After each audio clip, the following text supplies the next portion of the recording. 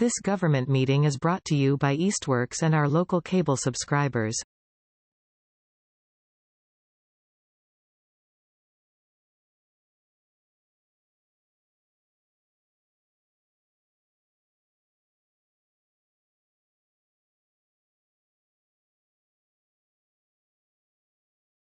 We are having a very brief meeting of the Community Preservation Committee. Almost forgot the name of the committee for a minute.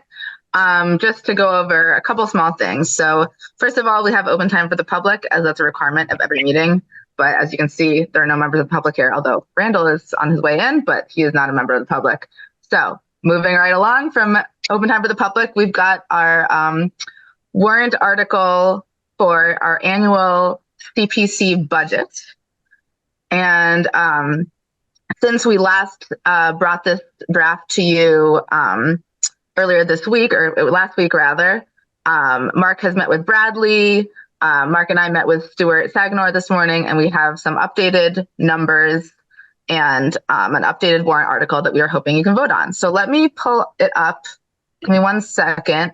And then Mark, if you would like to, Mark Cassis, would you like to go over some of the updates that we did with Stuart today? And if so, Okay. Like tell me which thing you want me to put up on the screen. The thing that you sent earlier today? Well, if you put up the actual the warrant for the program budget. So the budget this year is different than what's been done in the past, in that we're trying to actually budget what we expect of income that will be coming in fiscal year 25. So that's what we're trying to calculate back from.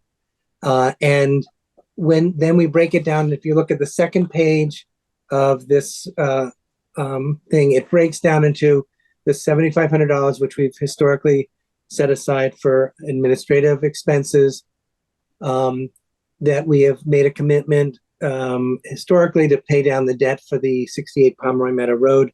And this year it's slightly less than last year at $51,100. And then taking the total amount that we calculated for probable reasonable income for fiscal 2025 is $475,000 and change. So 10% of that goes to historic resources, 10% to community housing, and what's left over of all of that from the total of $475,000 and change is that $322,560. So there's a separate worksheet to show you how we got there if people need to see that.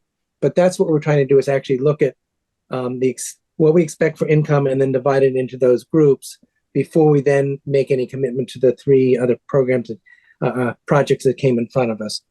So the way we calculated expected income based on, I met with Bradley and his recommendations are slightly different, but the numbers are sort of in the same ballpark.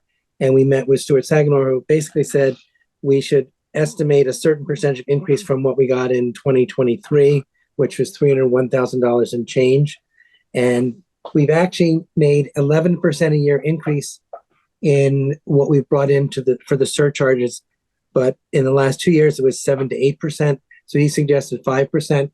So we took $301,000 and change and increased by 5% for 2 years, which gets us to $332,806 is what we expect for the surcharge. And the other is how much we would get as a state match. Historically, we've made 80% of our match, but they expect to be doing worse this year. So he suggested taking the actual number for this year, which was 59.2%, I believe, or 59 point something percent, and decrease that by 20%. So we went down from 178,000 down to 143,019. If you combine the two of those without any other income, it's 475,825. And so that's represented in the sheet that we had up initially. That's how it was derived. One of the pieces that came up is that some towns include the expected interest that can be derived from the money that's sitting. He suggested not doing that. And I can talk about the why. If we were short on money, we could sort of add that back in, but we thought he recommended not doing that. And that potentially is up to $30,000 And we've averaged $30,000 over the last 4 years. So, does anyone have questions about that? I guess, Mark, one question that I had, I looked at the spreadsheet and everything seemed to add up and tie, but is there a benefit to not including, for example, the interest income and having more amounts fall to unappropriated versus reserve? What's the benefit? Yeah, I can take that one. Okay, so good. this is something that came up with Stuart this morning. So the benefit, you're exactly right. The benefit of not including the interest is that if we include it, we have to immediately separate it out into the 10% into each category. Whereas if we don't include it, then it all comes in at the end of the year and it goes into the undesignated fund. So sort of one of the best practices for community preservation funds is to encumber the funding as little as possible. Spend your most encumbered money first and keep everything as general as possible. So he said most towns don't include the interest unless we knew we had like almost enough and we really needed that 30,000 to add for like a future project in December. But we don't think we're in that position. We have plenty of money in the reserves, and it's more, we think, well, I personally think, and Mark said he personally thinks it's more expedient to not include the interest, but it is up to you guys if you felt different. Yeah. And so that big difference is that it will all go into the undesignated fund at the end of the fiscal year versus 10% being pulled out for 3 other programs. So it gives you more flexibility in the long run. That's perfect. Thanks. Any other questions?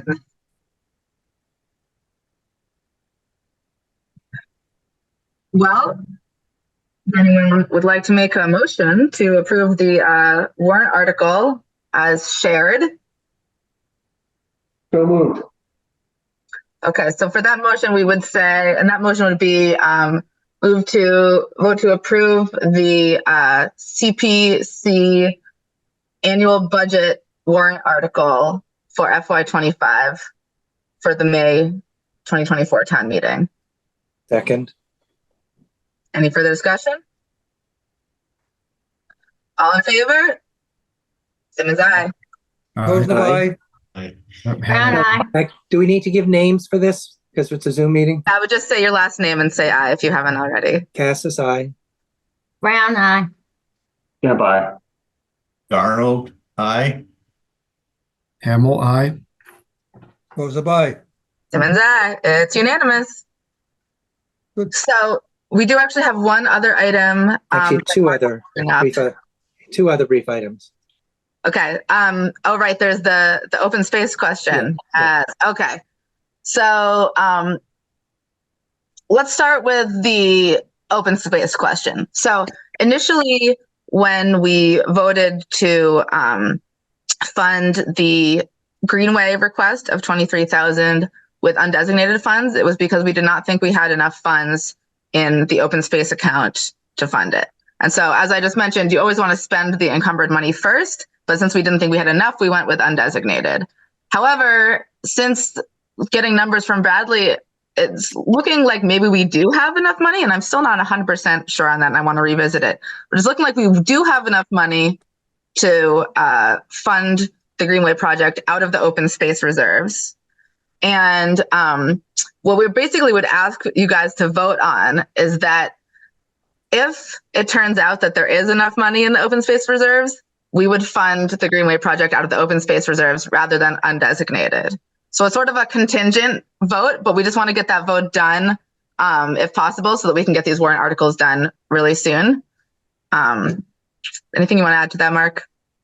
Yeah, it's the idea is to keep as much unencumbered. Right now, Bradley gave me numbers as of Monday that we had $57,000 in the open space as of the end of fiscal year 24. So we should, unless something changed, we should have enough. So I'll make that motion, the conditional motion. If there is sufficient money in the open space, we utilize. We probably need a dollar amount.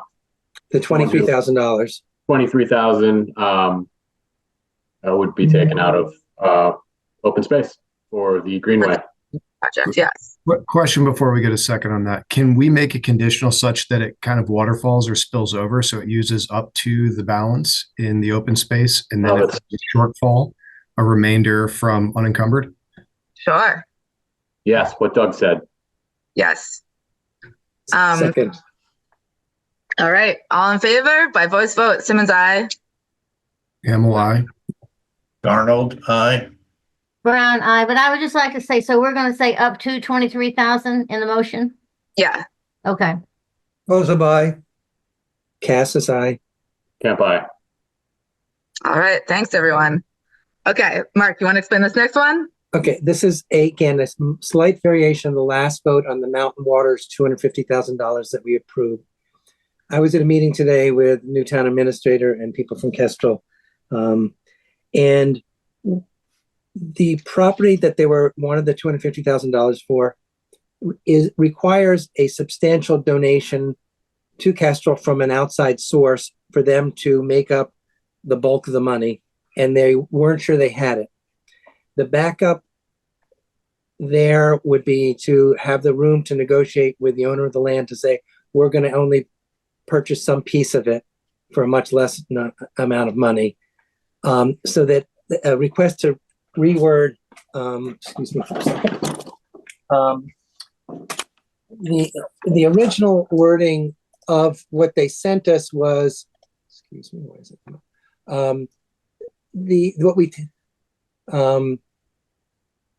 What I don't think we actually voted on the number of acres, but the original request came in for 25 acres. The request is to take another vote on saying up to 25 acre parcel instead of just 25 acres. It gives flexibility in case this outside funding doesn't come through, and so they can renegotiate a piece of that. Mark, So I'm sorry. That, to just refresh my memory, this was a conservation restriction, a deeded restriction, not an outright purchase. Correct. Thank you. And so they may have a conservation restriction on the back portion and one part of it that they can purchase for much less if the owner is willing to do that, because there's not enough money for the total. Unless they get they're looking for about 650,000 of a gift from an outside source to make it work, and they're not sure if it's going to work, and if it doesn't, having a backup plan, this gives them flexibility. Did Kestrel specify whether the town would receive an easement to access the back partial? Because that property was valuable because there was frontage. So if there's like a landlocked, so to speak, portion that residents can't access, that's, I guess, my question. That was the intent. Again, these are ongoing negotiations with the property owner, and the intent always was for that. Okay. But good question. That is what I was going to ask as well, because I've seen that a couple times in town where a developer will carve out lots, frontage lots, and then sell the remaining land to the town. And I just don't feel like the conservation is there. Yeah. You're selling off backland there, which is substantially devalued after you take out the frontage lots. And again, the town would have the ability to say no at some point if they said it's not worth it to us. Okay. Again, just to remember, if this goes to any form, right now the town is not committed for anything more than $20,000 for this parcel, which is potentially worth $1 million. So the actual money from the town that's going to it, in whether it's 24 or 80 acres or some other number, is only $20,000. The rest is all sort of other monies. But your point is well taken. And the 50,000 will all come back to us regardless. Yeah. Okay. Do we have a feeling from the new town administrator whether the vote? This went through the last town meeting, right?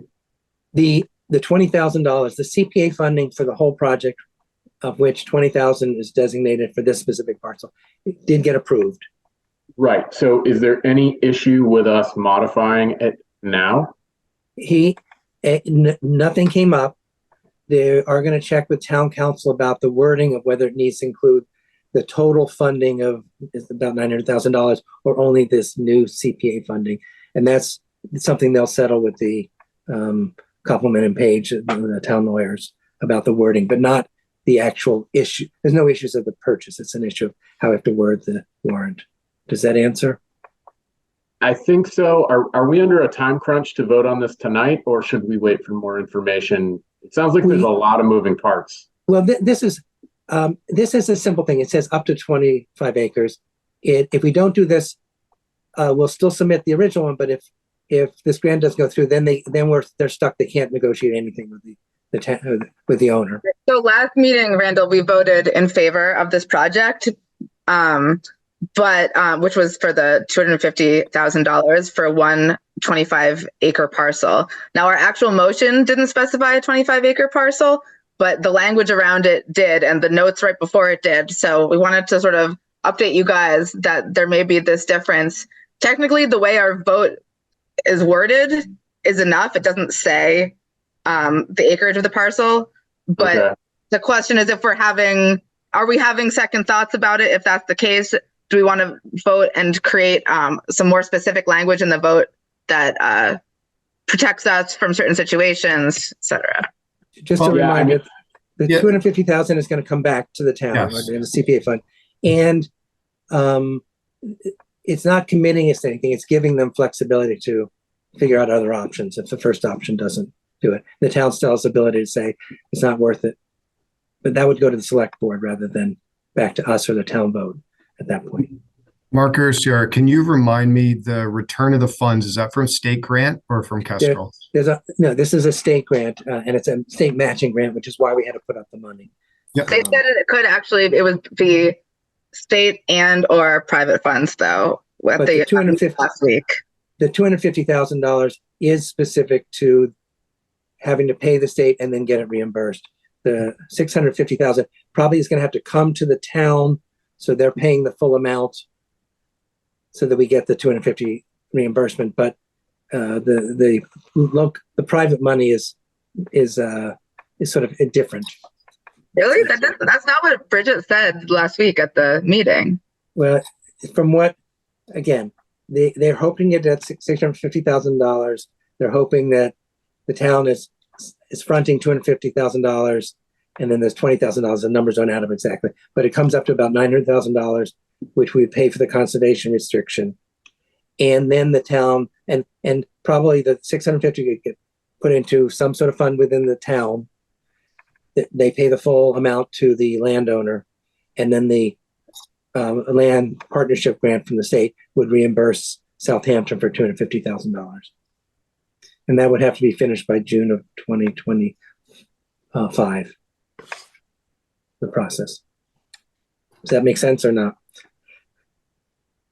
It does, and I don't want to overcomplicate this, but I think I've seen enough of these purchases go down where the town kind of, in my opinion, gets kind of a short end of the stick, where I would be very sensitive to purchasing, negotiating a price on this property and then them somehow being able to take the front portion, sell it as lots and sell us the back portion without revaluing that for the diminished value. You know what I mean? Can you think of language you would put in this book? I mean, no. So just to realize, the amount the person will be paid is he will get appraised at back acreage, $1,000 an acre or something, rather than the $200,000 a lot, the building lot. So the amount that would get paid to him would be much less if that ever happens. He'd be protecting against Alder Pond. They have to base what they actually pay for it based on appraisal value. And if the frontages are sold off, then it's clearly worth a lot less. And it may be that Kestrel only has to raise, $100,000 to get the back acreage. So your concerns are correct, and they're aware that we want access to the property. Well, not only access, but fair value. Well, it has to. I don't want to pay a conservation restriction on land that, frankly, wouldn't need it if the front lots were carved out. Yeah, we did that down on Brickyard Road in Gilbert. We paid for backland after the frontage lots were taken out, and it was ridiculous that the town spent money for that, in my opinion. So, question is how to do. The question is, do we trust Kestrel and the Concom and the select board to sort of negotiate as best they can And I would say I'm the cynical one on this board, so I'm So, going to not so make it. what we could probably do is make a contingent that if the property is not the full, the conservation easement or the conservation restriction is not for the entire property, that the valuation is limited to the property that pertains to the restriction only, requiring a revaluation if the original assessment was on the entire lot. I guess something like that. I'm trying to think of how to word that. But basically, our funding would be contingent on a revaluation if it's a smaller parcel rather. That kind of sounds like it would address what you're thinking about, Randall. I think so, yeah. Okay.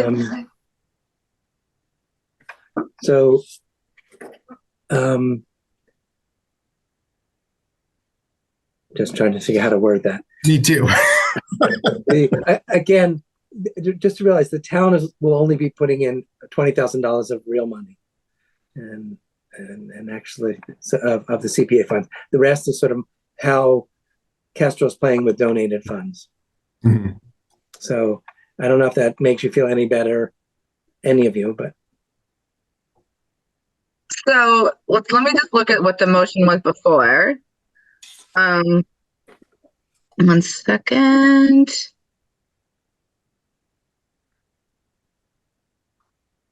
Okay, so we said approve and recommend for town meeting vote $250,000 for the Mountain Waters project, contingent on securing full reimbursement from Mass Trails grant and orchestral to be paid from CPA/open space recreation funds.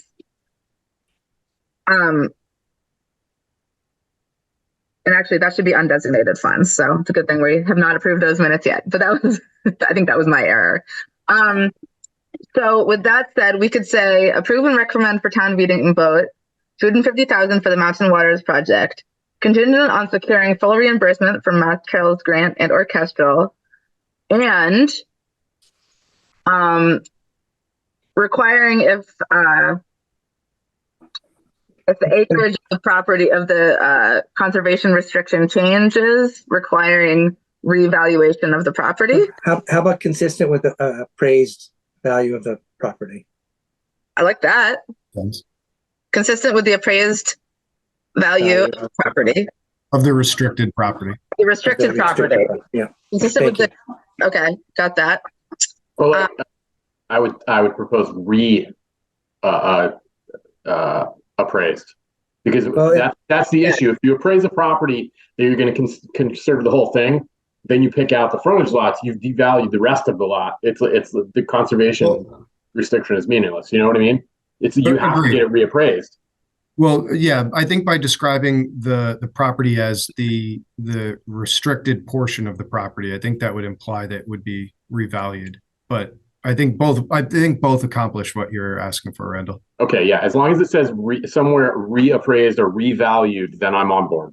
Okay, I've got that in my notes as well. Janet, you've probably got it in yours, but we'll make sure. And to be paid from that. Read it to me. We're going to add to the last time's motion and then put requiring.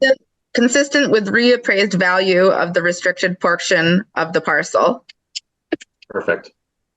And should we say if it's less than the 25-acre parcel, because we don't need them to reappraise it if it is the full 25-acre parcel. Yeah, true.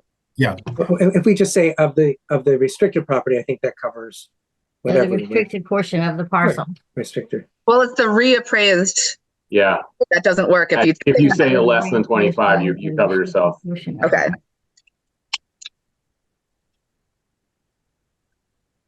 Okay. If less than 25 acres, consistent,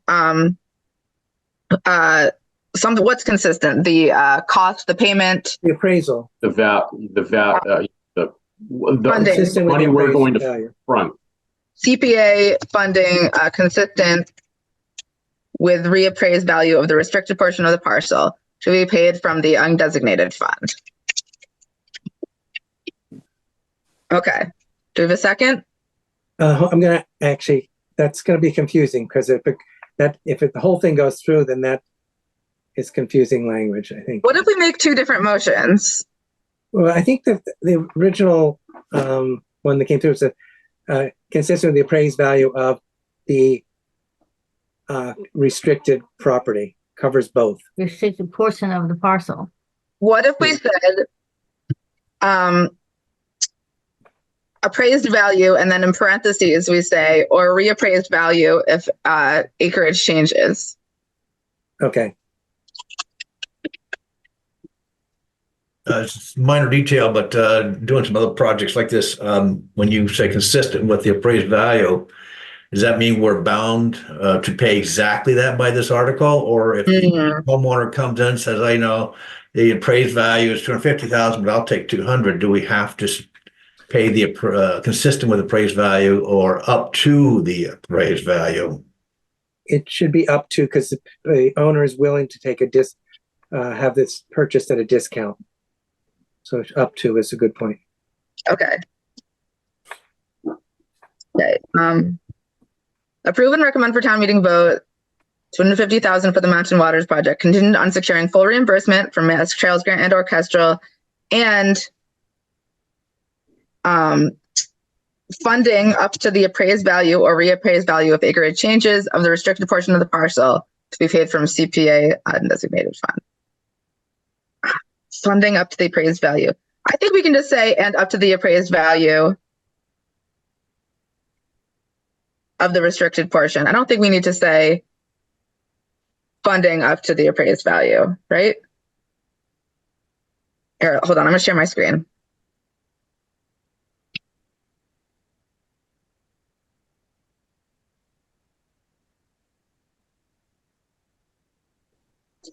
Give me a second to put this out.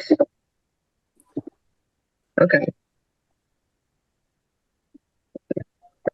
Notes. Okay, here's what I have. Can you guys see that? It's a little small. Sorry.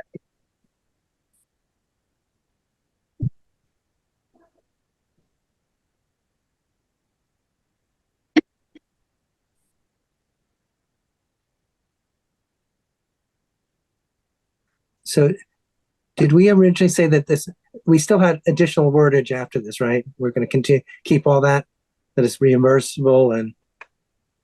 Well, yeah, so this is just the motion, but when it gets to the article, there's all sorts of additional sections that have the reimbursement. Should this say amended motion from whatever day, the 3-6 meeting or something? Well, no, because this is kind of a whole new thing, I think. I think it's just a new vote. Okay, if it's not going to be an amended motion, I just wonder, are there any rules or guidelines to amending a motion? Okay. Can you send me that after we finally get it finalized? Of course, absolutely. Thank you. All right. I move as written. I'll second that. All in favor by voice vote, please. Brown, yes. Darnold, yes. Cassis, yes. Hamel, yes. Kemp, yes. Joseph, yes. Simmons, yes. All right. We did it. Yeah. Can I mention one other thing? In my meeting for something else today, I saw the town administrator and head of the select board and asked, can we accept any other projects given that original March 21st deadline? They said if something comes to us by the April 2nd meeting and we want to approve it, that could be included in the May town meeting. So just if you're aware of people having interest but thinking they couldn't do anything, we potentially have time for additional projects coming before the CPA. Yeah, so they give us the March 21st date, but I think for the town meeting warrants, but I think they just give us that date to like scare us and get us like whipped into shape. But then there's actually a lot of back and forth. This is what happened last time. There was the deadline and then there was like 2 weeks of back and forth with legal, and there's plenty of time to update things. So that makes sense to me. All right. Well, I'm sorry this took 30 minutes instead of 10, but it was a nice quick meeting considering. So thank you all. Is there anything else anyone wants to bring up or say before we close out? I'm good. Sorry I belabored that last one, but and then I missed the last meeting. So I did miss a lot of discussion, I'm sure, but that's okay, Randall. I appreciate your thoughtful critique of things, and I'm just glad you care. That's all. Thanks. All right. Motion to adjourn? Second. All right, so moved. You have to say it first. So moved. Second. All in favor? Aye. Aye. Aye.